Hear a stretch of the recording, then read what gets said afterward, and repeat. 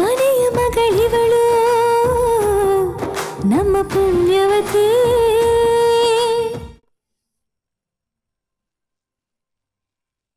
ಏನ್ ಹೇಳ್ತಿದ್ಯಾ ಜಿ? ಪದ್ಮಿನಿ ತವ್ರ ಮನೆಗೆ ಹೋಗ್ಬೇಕಾ? ಯಾಕೆ? ಎಲ್ಲರಿಗೂ ಒಂದು ವಿಷಯ ಮರ್ತು ಹೋಗಿದೆ. ಆಷಾಢ ಮಾಸ ಶುರುವಾಗಿದೆ. ಪದ್ಮಿನಿನ ನಾವು ತವ್ರ ಮನೆಗೆ ಕಳಿಸ್ಬೇಕು.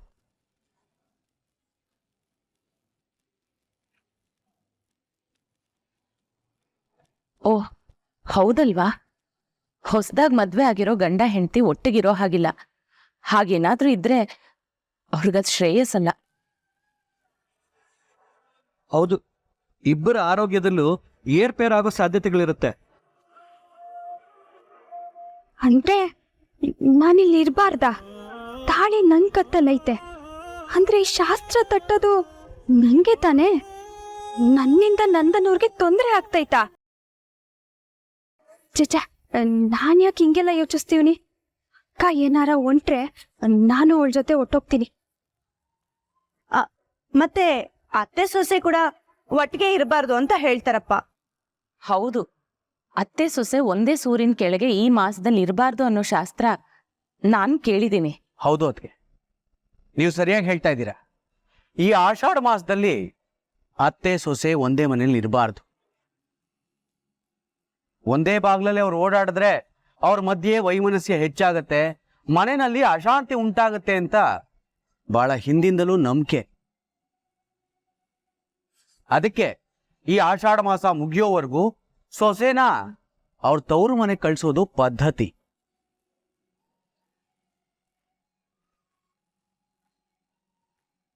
ಅಯ್ಯೋ ದೇವ್ರೆ, ಇದನ್ನ ನಾನು ಮರ್ತೇ ಬಿಟ್ಟಿದ್ನಲ್ಲ. ಹಾಗಾದ್ರೆ ಮಾಲ್ತಿ ಮತ್ತೆ ಪೂರ್ವಿ ಒಂದೇ ಮನೇಲಿ ಇರಬಾರ್ದಾ? ನೀವು ಎಲ್ಲರೂ ಇಷ್ಟು ಸೀರಿಯಸ್ ಆಗುವಂಥದ್ದು ಏನೂ ಇಲ್ಲ. ನಮ್ಮನೇಲಿ ಯಾವತ್ತೂ ಈ ಶಾಸ್ತ್ರನ ಫಾಲೋ ಮಾಡಿಲ್ವಲ್ಲ. ಜನಾರ್ದನ್ ಅಣ್ಣನ ಮದುವೆ ಆದ ವರ್ಷ ಚಂಚಲಾತ್ಗೆ ಅವ್ರ ತವ್ರ ಮನೆಗೇನು ಹೋಗ್ಲಿಲ್ಲ, ಇಲ್ಲೇ ಇದ್ರು. ನಾವೆಲ್ಲ ಚೆನ್ನಾಗೇ ಇದ್ವಿ. ಈ ವರ್ಷ ಏನ್ ಸ್ಪೆಷಲ್ಲು? ಬನ್ನಿ ಬನ್ನಿ, ತಿಂಡಿ ತಿನ್ನೋಣ. ಬನ್ನಿ ಅಪ್ಪ. ನಂದನ್,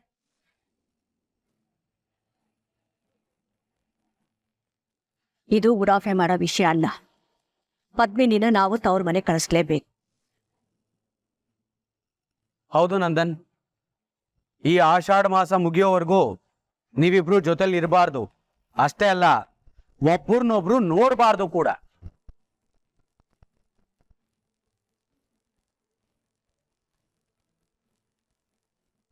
ಇದೇನಿದು? ಒಂದು ತಿಂಗಳು ಒಬ್ಬರನ್ನೊಬ್ರು ನೋಡೋ ಹಾಗೆ ಇಲ್ಲ ಅಂದ್ರೆ ಹೇಗೆ? ಇದೆಯಾ ಹೊಸ ಶಾಸ್ತ್ರ?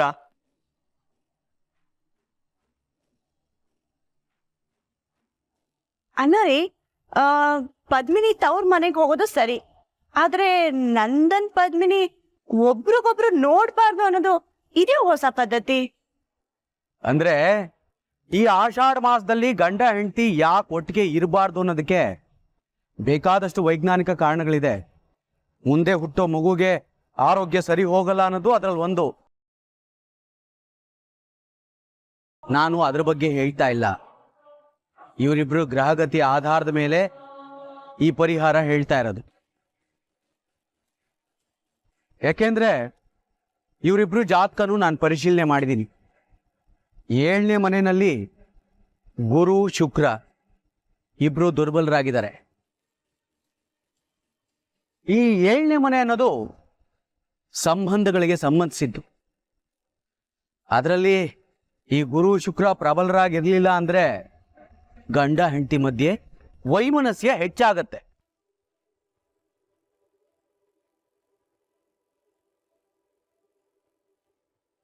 ಕೆಲವು ದಿನಗಳಿಂದ ನಂದನ್ ಪದ್ಮಿನಿ ಮಧ್ಯೆ ಚಿಕ್ಕ ಪುಟ್ಟ ಜಗಳಗಳಾಗ್ತಾ ಇರೋದು ನಮ್ಮೆಲ್ರಿಗೂ ಗೊತ್ತೇ ಇದೆ. ಇದಕ್ಕೆಲ್ಲ ಇದೇ ಕಾರಣ. ಅದಕ್ಕೆ ಆಷಾಢ ಮಾಸ ಮುಗಿಯೋವರೆಗೂ ನಂದನ್ ಪದ್ಮಿನಿ ದೂರ ಇರೋದು ಇಬ್ಬರಿಗೂ ಒಳ್ಳೇದು.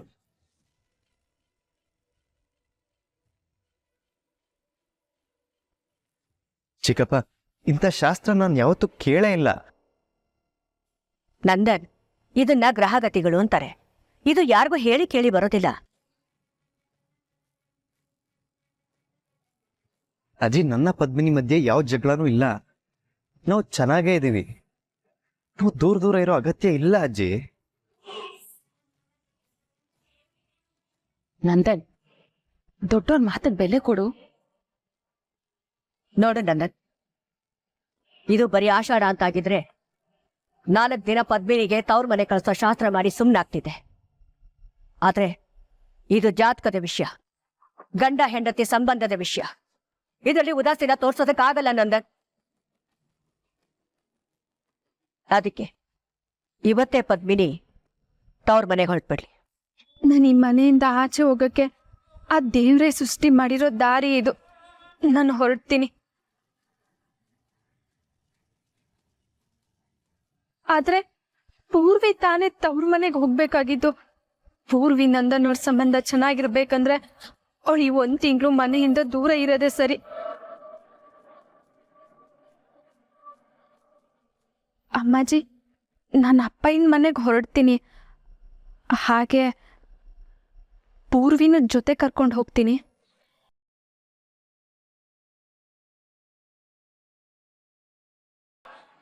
ಪದ್ಮಿನಿ, ಪೂರ್ವಿ ಇಲ್ಲೇ ಇರ್ಲಿ ಬಿಡಮ್ಮ. ಹೌದು ಪದ್ಮಿನಿ, ಪೂರ್ವಿ ಇಲ್ಲೇ ಇರ್ಲಿ.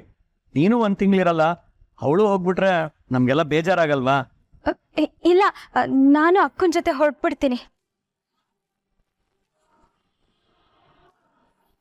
ಪೂರ್ವಿ, ನೀನ್ ನೆನ್ನೆ ಅಷ್ಟೇ ಬಂದಿದ್ಯಾ. ಇಲ್ಲೇ ಇರು, ಪದ್ಮಿನಿ ಹೋಗಿ ಬರ್ಲಿ. ಪದ್ಮಿನಿ, ನೀನು ಹೋಗಿ ಬಟ್ಟೆ ಪ್ಯಾಕ್ ಮಾಡ್ಕೊ.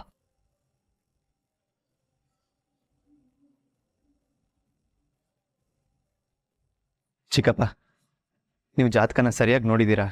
ಇನ್ನೊಂದ್ಸಲ ನೋಡಿ ಚಿಕ್ಕಪ್ಪ. ಹೇ ನಂದನ್, ಚಿಕ್ಕಪ್ಪ ಸರಿಯಾಗಿ ನೋಡ್ದೆ ಮಾಡ್ದೆ ಹೇಳ್ತಾರನೋ?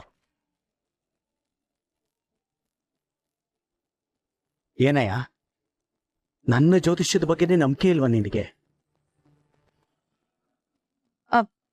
ಪಾಪ 1 ತಿಂಗಳು ಪದ್ಮಿನಿನ ಬಿಟ್ಟಿರ್ಬೇಕಲ್ಲ ಅನ್ನೋ ಬೇಜಾರಲ್ಲಿ ಹೇಳ್ತಿದ್ದಾನೆ ಮಾವ ಅವನು. ನೋಡು ನಂದನ್, ನಿನ್ನ ಹೆಂಡತಿ ಸಂಬಂಧ ಚೆನ್ನಾಗಿರ್ಬೇಕು ಅಂದ್ರೆ ಈ ನಿಯಮ ಪಾಲಿಸ್ಲೇಬೇಕು.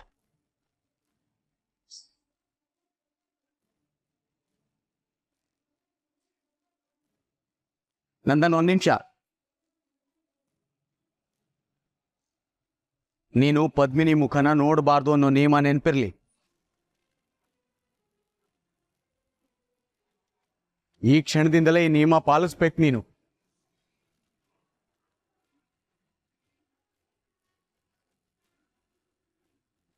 ಅವಳಿನ್ನೂ ಈ ಮನೆಯಿಂದ ಹೋಗಿಲ್ಲ ಚಿಕ್ಕಪ್ಪ. 1-2 ನಿಮಿಷ ಅವಳ ಜೊತೆ ಮಾತಾಡೋ ಅವಕಾಶ ಮಾಡಿಕೊಡಿ.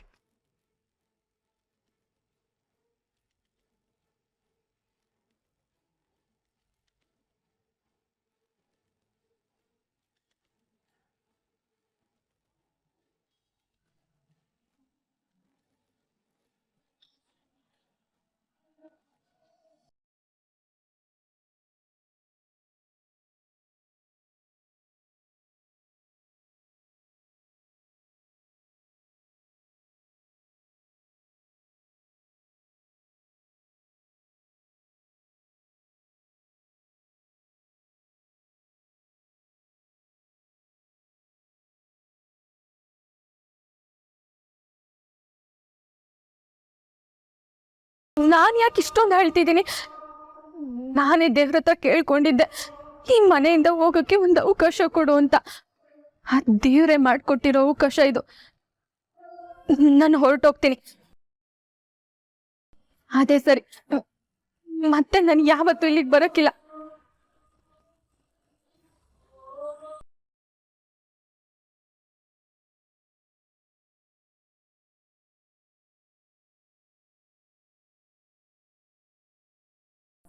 ಪದ್ಮಿನಿ, ಪದ್ಮಿನಿ,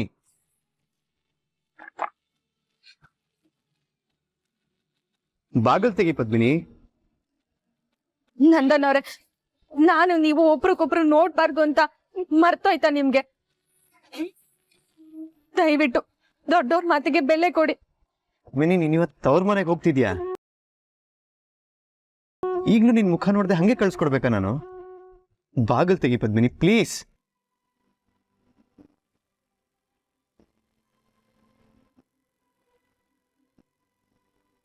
ಅಕ್ಕ ಅಕ್ಕ ಬಾಗಿಲ್ ತೆಗಿ. ಪೂರ್ವಿ ದಯವಿಟ್ಟು ಸ್ವಲ್ಪ ಹೊತ್ತು ನನ್ ಪಾಡಿಗೆ ನನ್ನ ಬಿಟ್ಬಿಡು. ಅಕ್ಕ ಪ್ಲೀಸ್ ಬಾಗಿಲ್ ತೆಗಿ.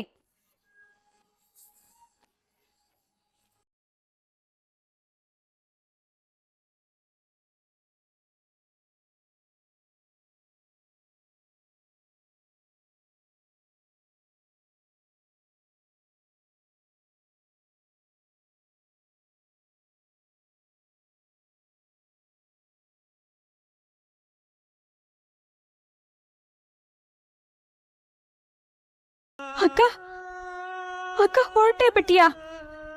ನನ್ನನ್ನು ನಿನ್ ಜೊತೆ ಕರ್ಕೊಂಡು ಹೋಗೆ. ನೀನೇ ಇಲ್ದೇ ಇರೋ ಈ ಮನೇಲಿ ನಾನ್ ಹೆಂಗಿರ್ಲಿ?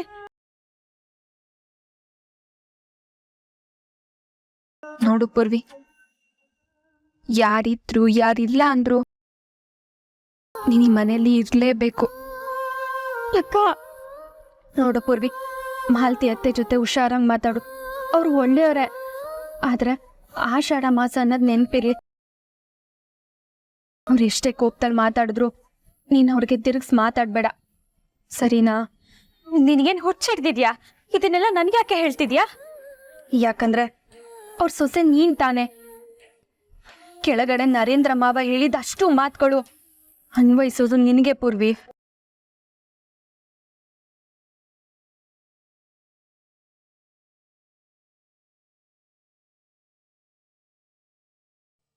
ಅಮ್ಮಾಜಿ, ನರೇಂದ್ರ, ನನಗೆ ಆತಂಕ ಆಗ್ತಾ ಇದೆ ಈಗ. ಪೂರ್ವಿ ಏನೋ ಇಲ್ಲೇ ಇರ್ತಾಳೆ ನಿಜ, ಆದ್ರೆ ಪೂರ್ವಿ ಮತ್ತೆ ಮಾಲ್ತಿ ನಡುವೆ ಸಂಬಂಧ ಹಾಳಾದ್ರೆ ಏನ್ ಮಾಡೋದು? ಅಮ್ಮಾಜಿ, ನನಗೂ ಈ ವಿಷಯ ಮೊದಲು ಗೊತ್ತಾಗ್ಲೇ ಇಲ್ಲ. ಅತ್ಗೆ ಹೇಳಿದ್ಮೇಲೆ ನನಗೂ ನೆನಪಾಗಿದ್ದು. ಅತ್ಗೆ ಪೂರ್ವಿ ಇಬ್ರು ಅತ್ತೆ ಸೊಸೆ ಆಗ್ತಾರಲ್ವಾ? ಏನ್ ಮಾಡೋದು? ಪೂರ್ವಿನ್ ಕಳಿಸ್ಬಿಡಣ್ವಾ? ನರೇಂದ್ರ, ಪೂರ್ವಿ ನಂದನ್ನ ಜೊತೆಲಿ ಇರ್ಬೇಕು ಅಂತ ತಾನೆ ಆಷಾಢದ ನೆಪ ಮಾಡ್ಕೊಂಡು ಪದ್ಮಿನಿನ ಕಳಿಸಿರೋದು. ಈಗ ಪೂರ್ವಿನ ಕಳಿಸ್ಬಿಟ್ರೆ ಹೇಗೆ? ಹಾಗಾದ್ರೆ ಒಂದು ಕೆಲಸ ಮಾಡೋಣ ಅಮ್ಮಾಜಿ, ಅತ್ಗೆನ ಅವ್ರ ತವ್ರ ಮನೆ ಕಳಿಸ್ಬಿಡೋಣ. ಅದ್ ಹೇಗ್ ಮಾಡಕ್ಕಾಗತ್ತೆ ನರೇಂದ್ರ? ಹಾಗ್ ಮಾಡಿದ್ರೆ ನಮ್ಮೇಲೆ ಅನುಮಾನ ಬರುತ್ತಲ್ವಾ? ಇದು ಸಾಧ್ಯ ಇಲ್ದಿರೋ ಕೆಲಸ. ಇದ್ ಬಿಟ್ಟು ಬೇರೆ ಏನಾದ್ರೂ ಪರಿಹಾರ ಕೊಡು. ಪರಿಹಾರ?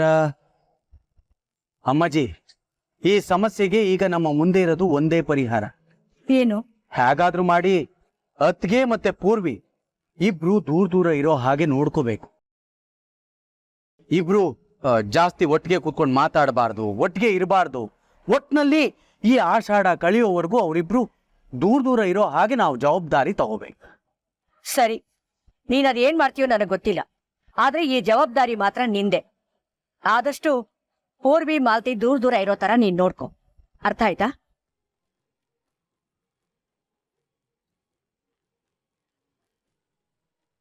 ಇದೊಳ್ಳೆ ಪೀಕ್ಲಾಟ ಆಯ್ತಲ್ಲ.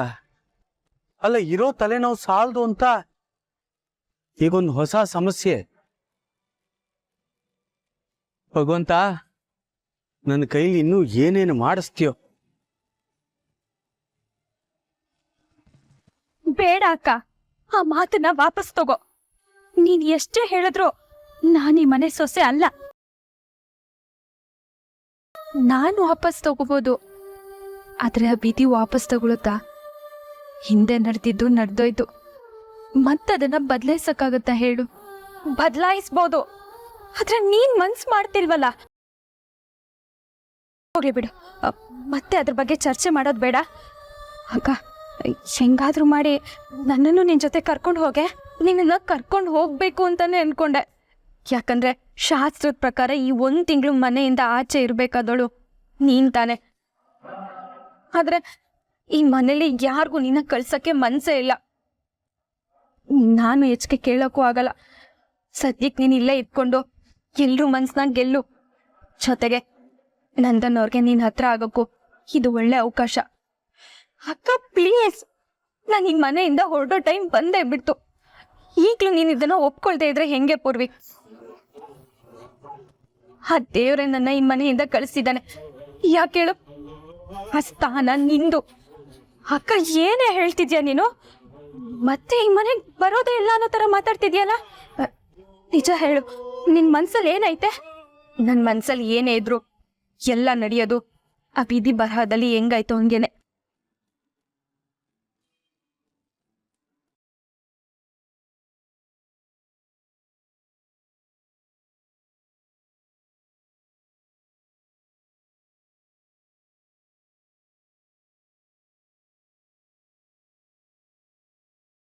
ಅಕ್ಕ, ನಿನ್ ಮಾತುಗಳನ್ನ ಕೇಳ್ತಿದ್ರೆ ನನಗ್ ಭಯ ಆಗ್ತೈತೆ.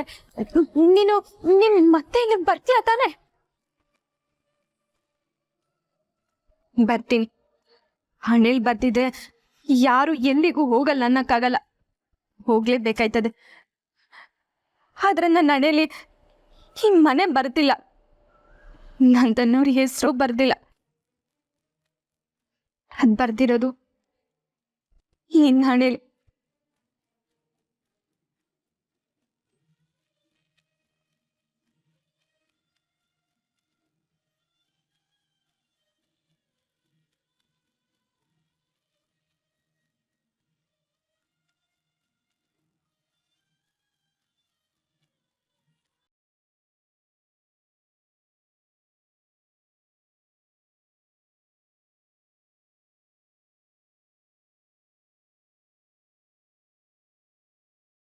ಪದ್ಮಿನಿ, ಅವ್ರು ಹೇಳಿದ ತಕ್ಷಣ ಬ್ಯಾಗ್ ಪ್ಯಾಕ್ ಮಾಡ್ಕೊಂಡು ಹೊರಟೇ ಬಿಟ್ಟಿಯಲ್ಲ.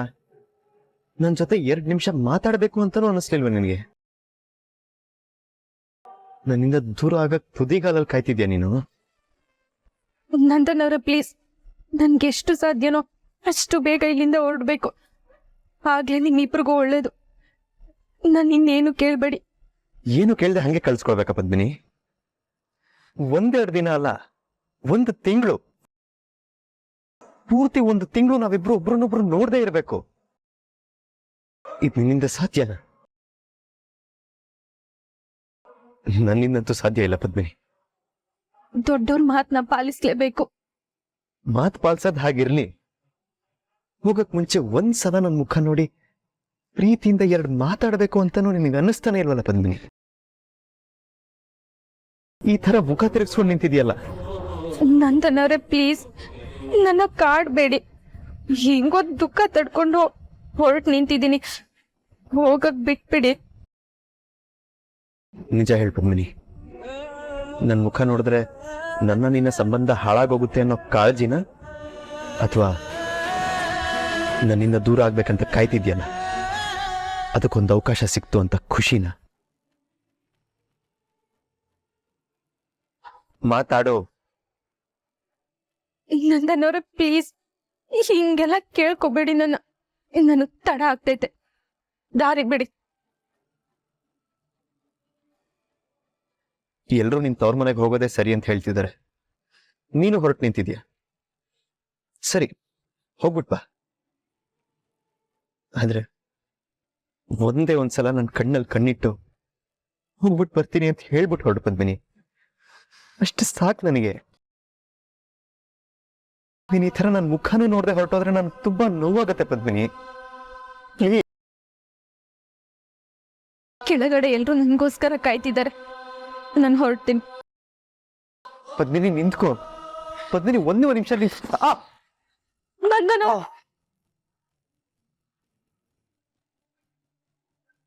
ನಂದನವ್ರಿಗೆ ಏನ್ ಮಾಡ್ಕೊಂಡ್ರಿ? ನೋಡ್ಕೊಂಡ್ ಬರೋದಲ್ವಾ? ನೋಡಿ ಈಗ ಏನಾಯ್ತು ಅಂತ.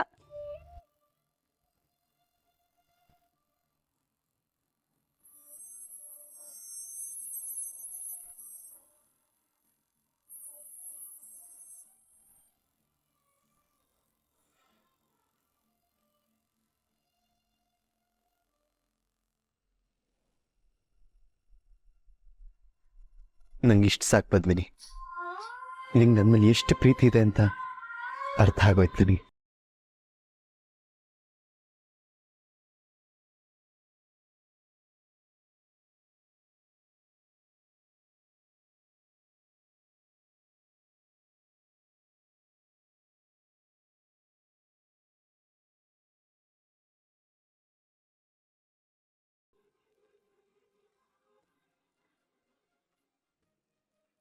ಅತ್ಯಮ್ಮ, ಹೊರಡ್ತೀನಿ.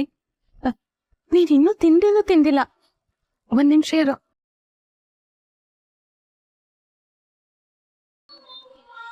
ತಗೋ. ಬೇಡ ಅತ್ತೆ, ಯಾಕೋ ಹಸ್ವಿಲ್ಲ. ನಾನು ಮನೆಗೆ ಹೋಗಿ ತಿಂತೀನಿ. ನೋಡು, ಬೇಡ ಅನ್ಬೇಡ, ಒಂಚೂರು ತಿನ್ನು.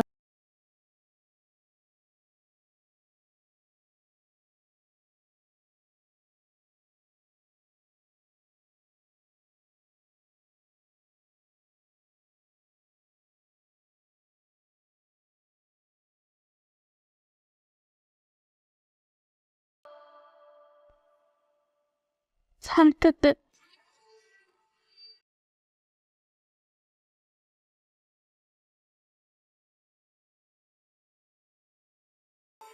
ಪದ್ಮಿನಿ, ತಡ ಮಾಡೋದ್ ಬೇಡ, ಹೊರಟ್ಬಿಡು.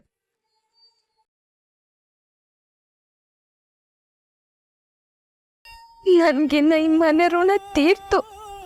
ಇಷ್ಟು ದಿನ ನನ್ಗೆ ಎಷ್ಟೊಂದು ಪ್ರೀತಿ ಕೊಟ್ಟವ್ರು ಇವರೆಲ್ಲ. ಇವ್ರನ್ನ ಯಾವತ್ತೂ ಚೆನ್ನಾಗಿಡು ದೇವ್ರೆ. ಇನ್ ಮುಂದೆ ಒಂದಲ್ಲ ಒಂದಿನ ಸತ್ಯ ಗೊತ್ತಾದ್ಮೇಲೂ ಇವ್ರಿಗೆ ಯಾರಿಗೂ ನೋವಾಗ್ದಲೇ ಇರ್ಲಿ. ಪೂರ್ವಿನ ಸೊಸೆ ಅಂತ ಒಪ್ಕೊಂಡು ಎಲ್ರೂ ಖುಷಿಯಾಗಿರ್ಲಿ.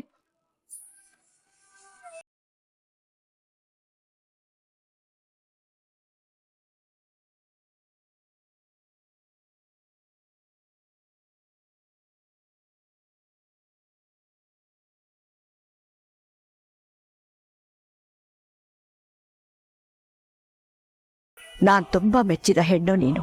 ನಿನ್ನ ಒಳ್ಳೆತನ, ನಿನ್ನ ನಡತೆ, ನಿನ್ನ ಸೌಮ್ಯ ಸ್ವಭಾವ ಇದೆಲ್ಲ ನನಗೆ ತುಂಬಾ ಹಿಡಿಸಿತ್ತು. ಆದ್ರೆ ನೀನ್ ಮಾಡಿದ ಒಂದೇ ಒಂದು ತಪ್ಪಿಂದ ಇವತ್ತು ಎಲ್ಲ ಬದಲಾಗ್ತಿದೆ. ಆದರೂ ನಿನ್ನನ್ನು ಬೈದು ಮನೆಯಿಂದ ಆಚೆ ಕಳಿಸುವಷ್ಟು ಮನಸ್ಸು ನನಗಿಲ್ಲ. ಅದಕ್ಕೆ ಈ ದಾರಿ ಆರಿಸ್ಕೊಂಡೆ.